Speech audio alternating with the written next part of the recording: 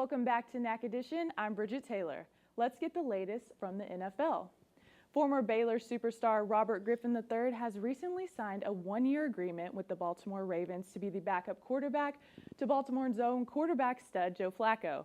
Initially, Ravens brought in Griffin to practice with free agent receivers, but overall he impressed the coaches. Griffin, who was the number 2 pick in the 2012 NFL Draft, was cut from the Redskins and then signed with the Cleveland Browns, where injuries became too much of an issue. This will be the first time Griffin will play since 2016. For some, the past week was highly anticipated and filled with excitement. That's if you're a golf fan, of course.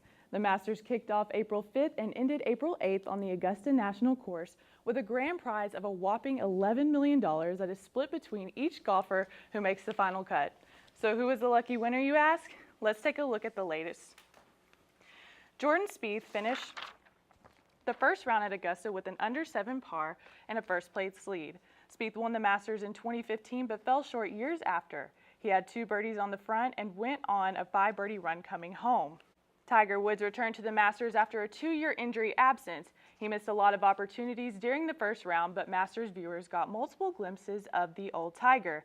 He said after the round that the score did not match his quality of play. He finished with a score of 73 and 1 over par. Big American names on the leaderboard for day 1 included Spieth, Finau, Kuchar, Hoffman, and Reed.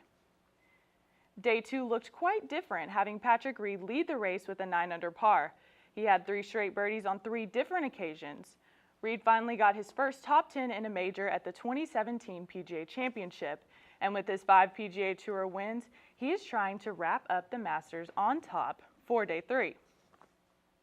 Jordan Spieth started off rough with 2 bad swings from the tees on the first 2 holes, costing him 3 strokes right from the start.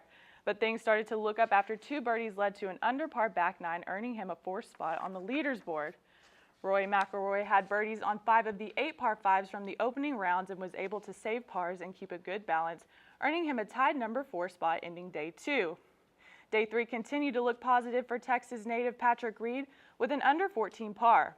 He holds the first place spot for day 3, hoping to seal the title with only one more day left of play. Rory McIlroy finished the day in 2nd place with an 11 under par. He had multiple birdies on the front 9 and snagged multiple clutch pars on the back 9, keeping Reed on his toes. Ricky Fowler wasn't far behind in his 3rd place spot with a 9 under par, having 5 birdies and a bogey-free round, finishing the day with a score of 65. And finally, what we've all been waiting for. Patrick Reed has been showing out for day 2 and day 3, but 2015 Masters winner Jordan Spieth was not about to give up winning easily. Spieth nearly tied the course record, but unfortunately sealed Reed's fate after a bogey on number 18, and drumroll please, your 2018 Masters winner is no other than Patrick Reed. Reed has never finished top 10 in a major, but without any doubt, Reed has put himself on the map and forever holds a prestigious place in the Masters world. Congratulations to Patrick Reed. And like golf, another sport stays active year-round. The SFA track team held their only outdoor home meet this past weekend and honored the seniors who are leaving. Let's take a look. The Carl Knight Invitational Track Meet was hosted by SFA April 5th through 7th at Homer Bryce Stadium. This 3-day meet included both men and women competitors from multiple different schools, including our own Stephen F. Austin.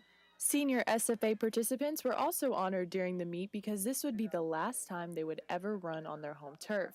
I got to catch up with senior Carrie Gleason, who participates in 3 different events for SFA and knows just how bittersweet these last meets will be for him. I can almost guarantee that I'll cry at the end, and I don't know if I'm ready for that, so I'm still waiting for it to hit me, but there's still a lot of season left, and so I haven't let it hit me yet. I can't let my emotions get the best of me. Gleason runs the 110 hurdles, the 400 hurdles, and the 4x4, and with years of experience, he has his eyes on one particular prize.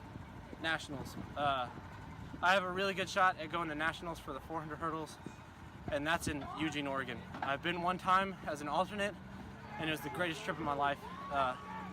And that was glory to God that I got to see that, because now it's just something that I can look forward to and strive for as a team is winning conference.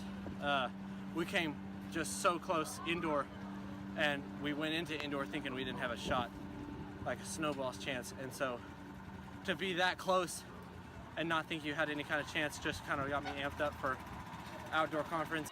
And although the weather averaged day 3 in the lower 40s, SFA fans showed out for their athletes, staying bundled up with thick clothes and even umbrellas. At the end of day 3, SFA men and women combined to earn 5 first-place spots and overall placed 32 times. Potentially 7 meets are set to take place, so SFA track has plenty of time to continue to show out for our school. With NAC Edition, I'm Bridgette Taylor. And before we go, one headline that the media hasn't been able to stay away from is the Conor McGregor incident. Now, if you're not familiar, let me explain. On Saturday, UFC President Dana White stated McGregor's title as the lightweight champion would be stripped from him. McGregor tweeted an insult and crashed a pre-fight press event and then chunked a dolly, causing a scene that ended in chaos. He was arrested and is expected to be charged with assault after leaving UFC fighter Michael Chiesa in the hospital with a facial laceration. Well, that's the news in sports. Cheyenne and Alex, back to you.